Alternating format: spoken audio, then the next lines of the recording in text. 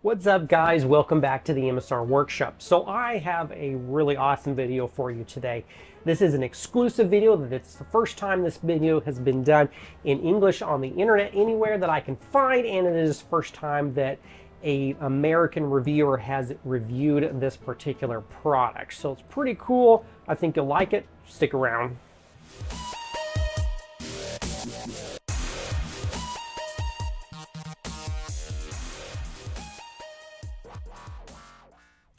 All right, guys, so the product that I'm going to be reviewing today comes from a company called Snowpeak. And now, if you've never heard of them, they're a company that makes a bunch of different outdoor products, including air guns and air rifles.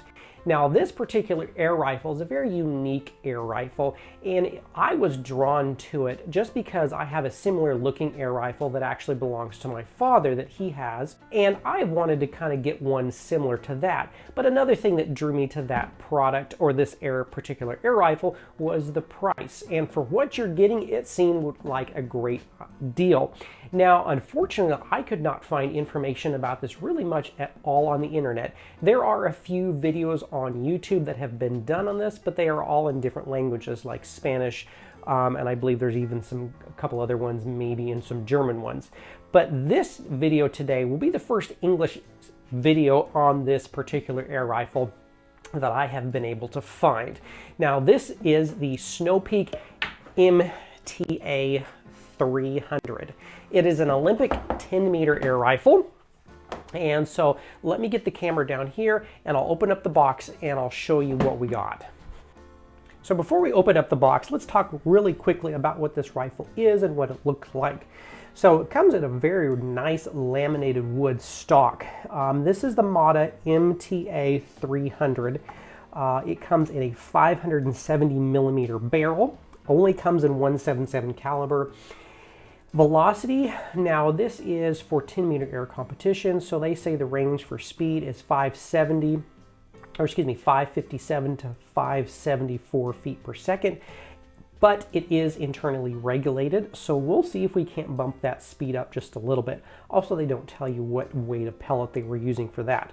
Maximum pressure is 250 bar on a removable tank.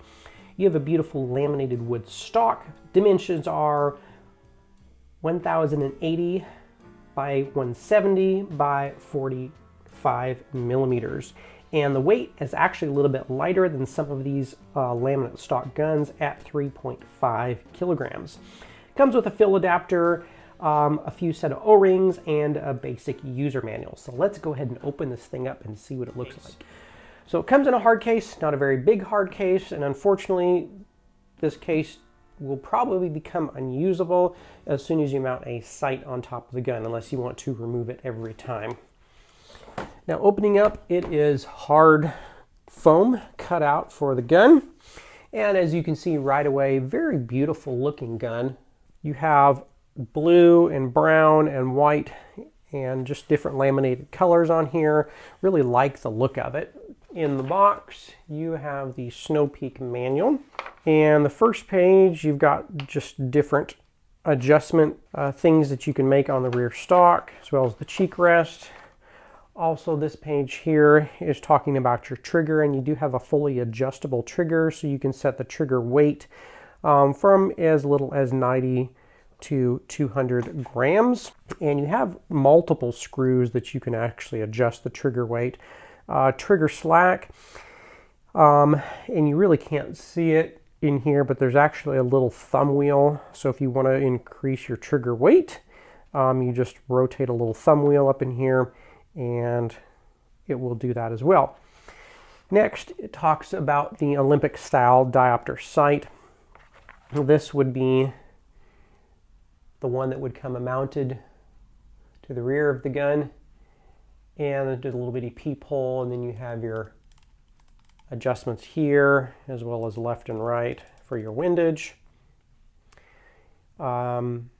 But this is supposedly a very basic one, so if you were actually using this gun for 10 meter, you might want to upgrade this. This would be mounted to the front of your gun, and I believe this is adjustable or replaceable. So there's a little slot here that front sight would come out through the top here. But all of these will mount on a dovetail ways. Little interesting thing or modification that I had to do with the dovetails, which I'll talk about just a second when we pull the gun out to take a look at it. Also in the box, we have our spare O-rings and our fill probe. And this is the one most people will use. This tank threads off. This will actually thread into the tank. And then this would clip onto your air compressor or tank or whatever you're using. Now, unfortunately, you can't leave this on the gun like some field target guns or Olympic style guns where you'd have an adapter on the very front of your tank that you could just clip in and fill while you're using it. So that is a little bit of an annoyance, but for the price of this, you really can't beat this. Here is what comes in the box. You have a dovetail mount ways up here. You have a dovetail ways here, and then you have a dovetail ways here. Now the reason this one here looks a little bit different is, interestingly enough, the dovetail ways back here were machined flat. The dovetail ways up here were actually left with a curve on the top.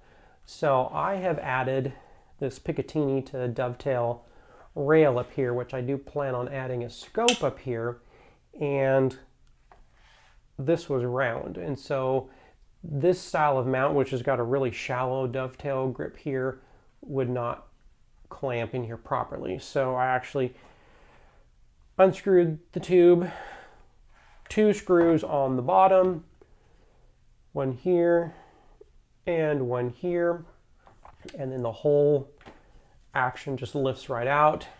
And then I just clamp this in a clamp. I'm going to use my drill press with a flat bottomed router bit on 3000, and then just took little bits off, making sure this thing was square until I have a nice machined flat dovetail. It's actually very, very simple. I don't have any machining equipment, but it worked beautifully. Now I have a rail up here that I plan on using an actual scope up here. But very beautiful looking stock.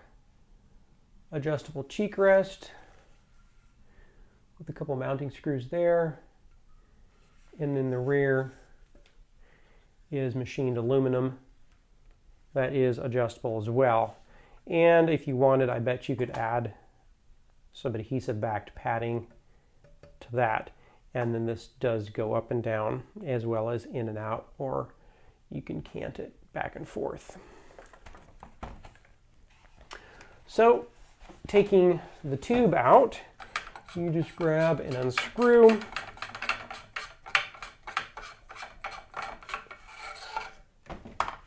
And so this is where you would thread your filler probe.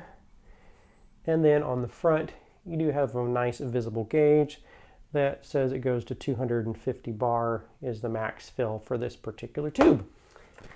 Next, your cocking lever. This flips up and then clicks in place and pushes forward. It is a single shot, as all 10-meter bench rest guns are. Now also, one other thing I had to do modify is, you see this little protrusion right here where it comes out here. There's actually protrusion that came out on this side. So with this mounted on here, it would not clear the side of this dovetail rail here. So very easy to just use a belt sander and just sand it off flat. And to take this off, there's just 2 pins. Those pins are just removed by here and here with a little locking retaining ring. So those just push through, and then this whole thing comes off. But now it clears.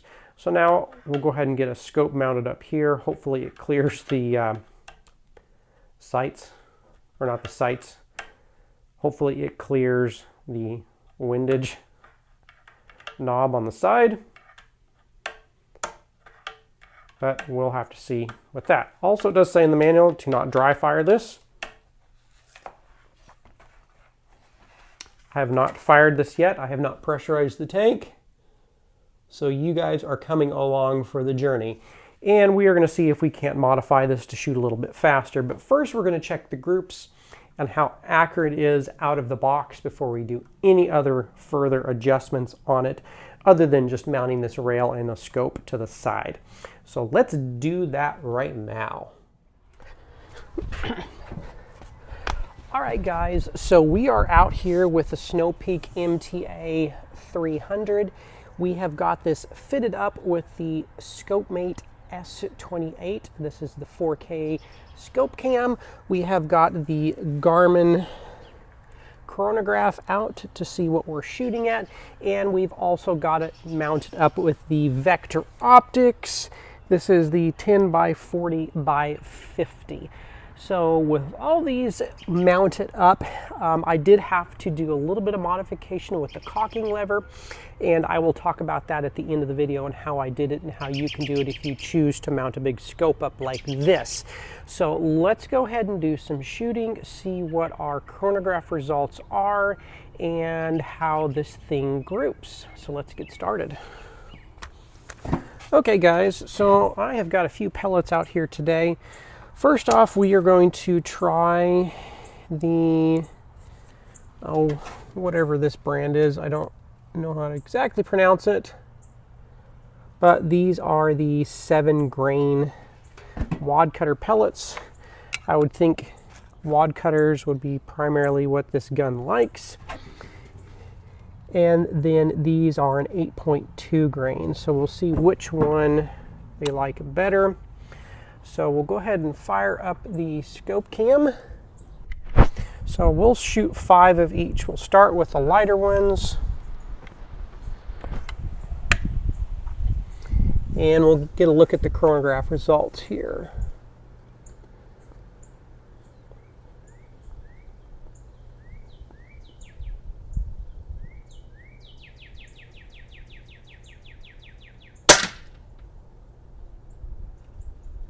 So currently the 7 grains are shooting about 597 feet per second.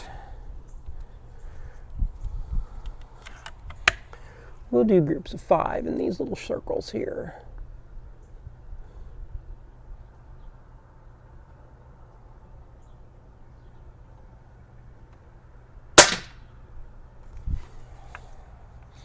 $594.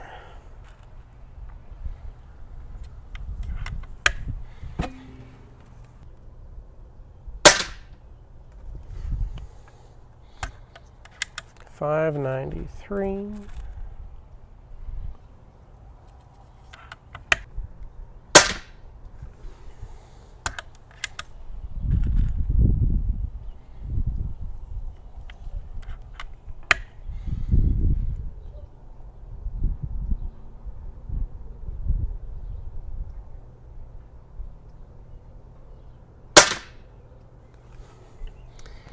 And 593. So pretty consistent on the velocities.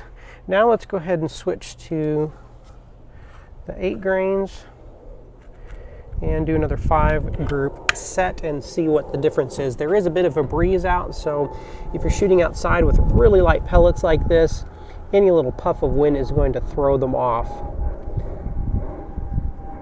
So my group results might differ inside, just because there's no wind.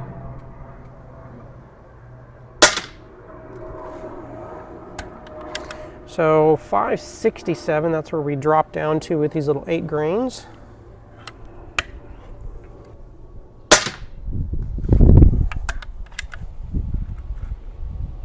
$565.9.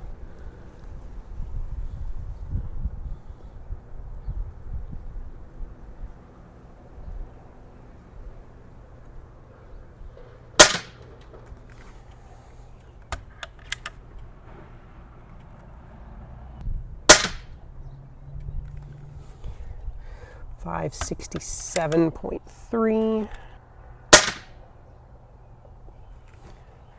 and 568. So just for fun, we've got a set of AEA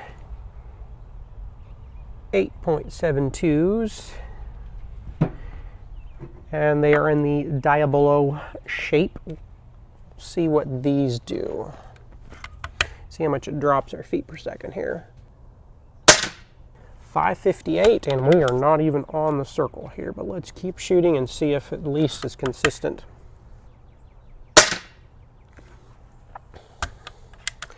557.7.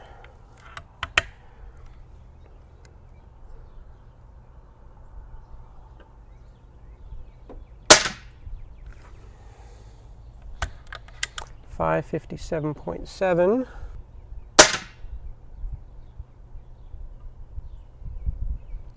558. Of course, that's quite a bit off. The first three grouped pretty good, and then I had one that just went to a different spot.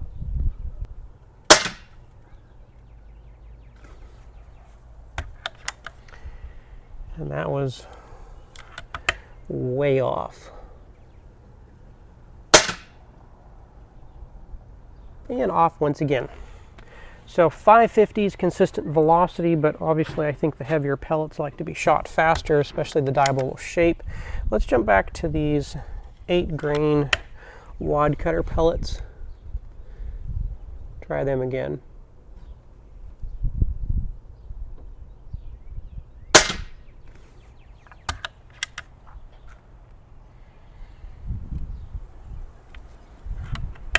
Back to 567.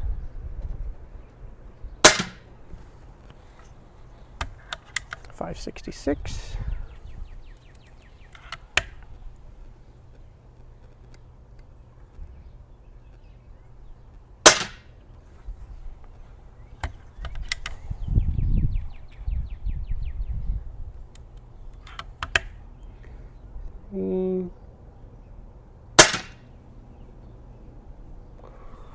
555, not sure what that was about.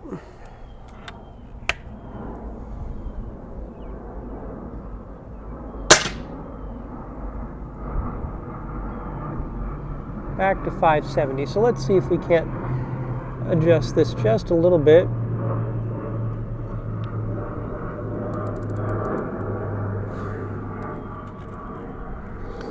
See if we can't bring our shot back the other direction. Okay, next circle.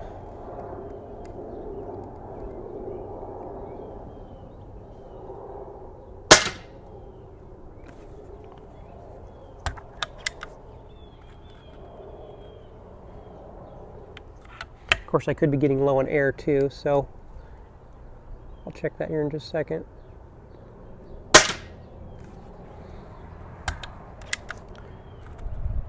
$571.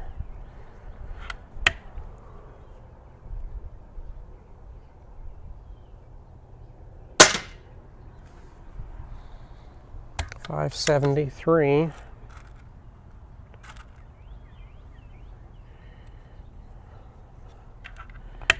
sure where those are going.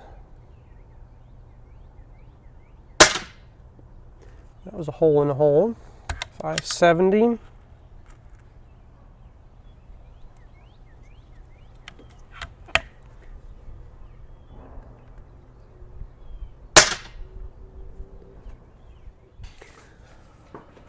'Alright guys, so we're going to have a little heart-to-heart before we move any farther. So I'm going to do something that I've never really done before, and that's actually stopped testing a product because I don't like it.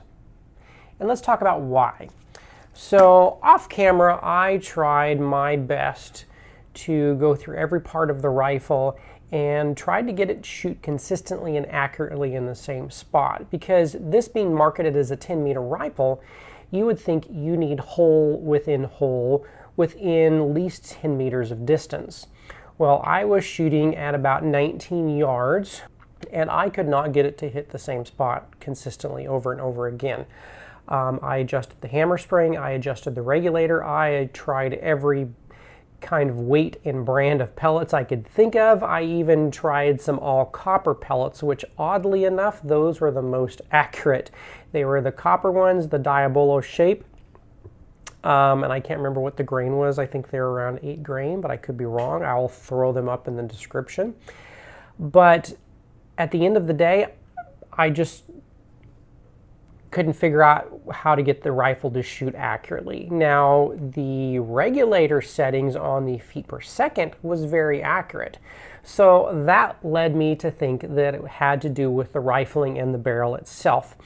Now, the rifling was, I believe it said it was 450 millimeters, which if we figure that into inches, that is about an 18.98 twist rate. So 1 in 18.98, so you can just basically say 1 in 19.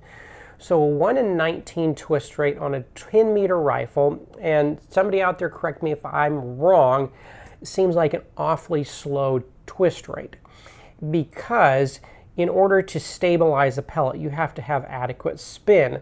So with a 1 in 19 twist rate being really slow, you would obviously need to shoot a pellet a little bit faster in order to get that proper spin to stabilize that pellet. 10-meter rifles are designed to shoot around 550 feet per second, give or take a little bit. I would find that that'd be quite slow to stabilize even something like a wad cutter pellet, which I don't know if necessarily are spin stabilized as much as, say, the diabolo shape, with the dome shape. But that being said, you typical Lothar Walther barrels are 1 in 17.7, which is a bit faster. So shooting at slower speeds, you still get that stabilization. I was just having problems. I looked at everything from the crown. I even polished the crown a little bit.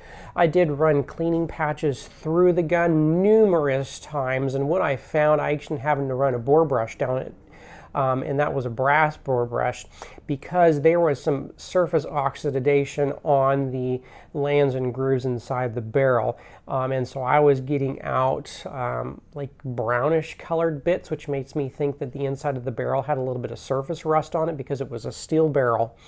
So cleaning, polishing the crown of the barrel, polishing the head of the barrel. There was a few little burrs on the outside where the barrel had been cut.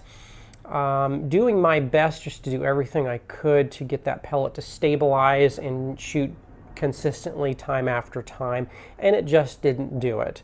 Now, the gun, aesthetically looking, was a beautiful gun. I really liked the wood stock, the removable tank, and for the price, which was about $850-ish, was a pretty reasonably priced gun.